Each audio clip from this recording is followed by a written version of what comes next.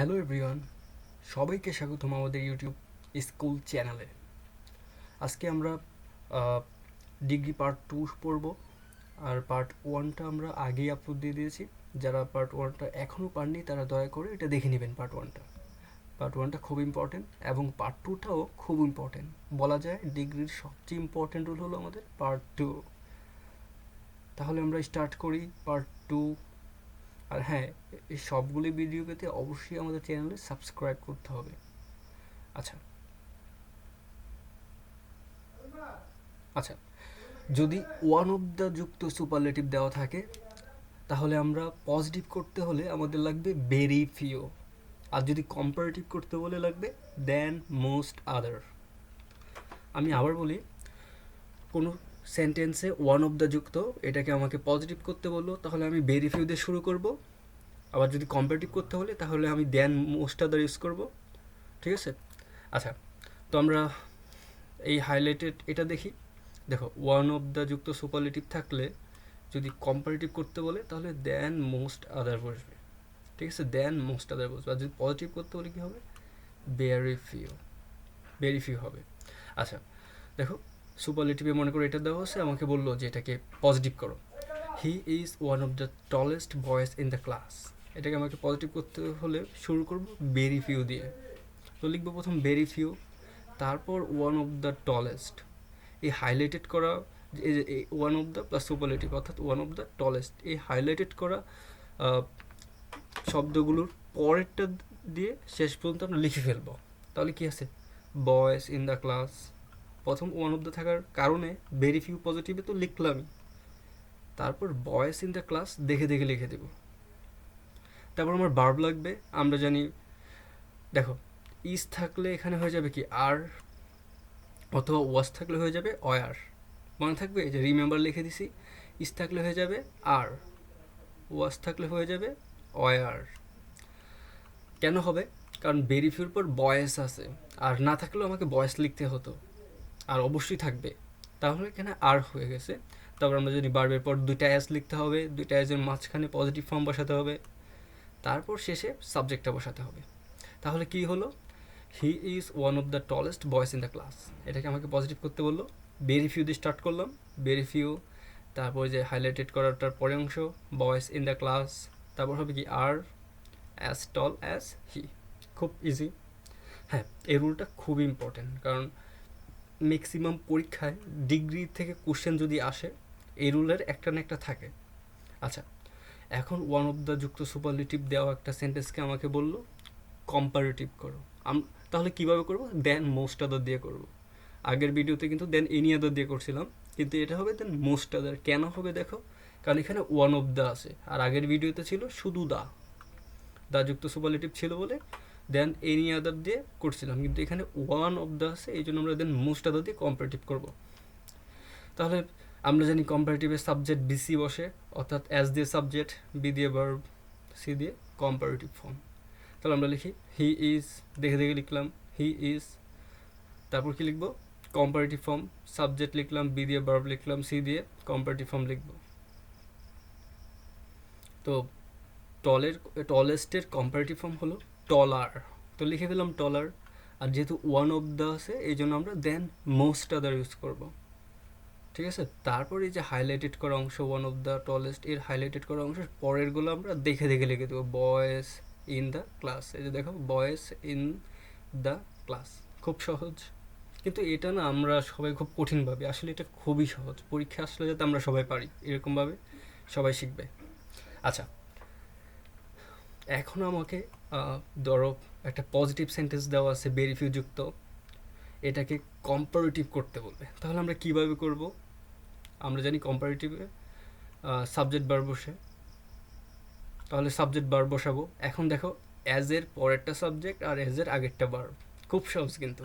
As এর পরের প্রথমে সাবজেক্ট লিখবো, অ্যাজ এর পরের সাবজেক্ট আছে হি, লিখলাম হি, তারপর অ্যাজ এর আগে ভার্ব, অ্যাজ এর আগে ভার্ব আছে আর, কিন্তু এখানে আমার আর বসতেছে না। কেন? কারণ হি এর সাথে কখনো আর বসে না, এই জন্য ইজ হয়ে গেছে। যদি এখানে ওয়ার থাকতো এখানে কিন্তু ওয়াজ হতো, কারণ হি এর সাথে ওয়াজ বসে। তার মানে সাবজেক্ট বি দিয়ে ভার্ব লিখলাম, এখন সি অর্থাৎ কম্পারেটিভ ফর্ম। তাহলে কি দেখো, টলের কম্পারেটিভ ফর্ম হলো টলার। টলকে আমরা ইয়ার দিয়ে কম্পারেটিভ করতে পারি, কারণ টল একসাথে উচ্চারণ করতে পারি। আচ্ছা, তারপর দেখো ভেরি ফিউ থাকলে, যে ভেরি ফিউ থাকলে কম্পারেটিভে দেন মোস্ট আদার বসবে। এই যে ভেরি ফিউ থাকার কারণে কম্পারেটিভে দেন মোস্ট আদার ইউজ করছি, ঠিক আছে। তারপর দেখে দেখে লিখে দেবো বয়েজ ইন দ্য ক্লাস। আর এর কাজ তো আমরা আগেই করে ফেলছি, অর্থাৎ বারবার আগ পর্যন্ত দেখে দেখে বসাই দেবো। খুব সহজ না?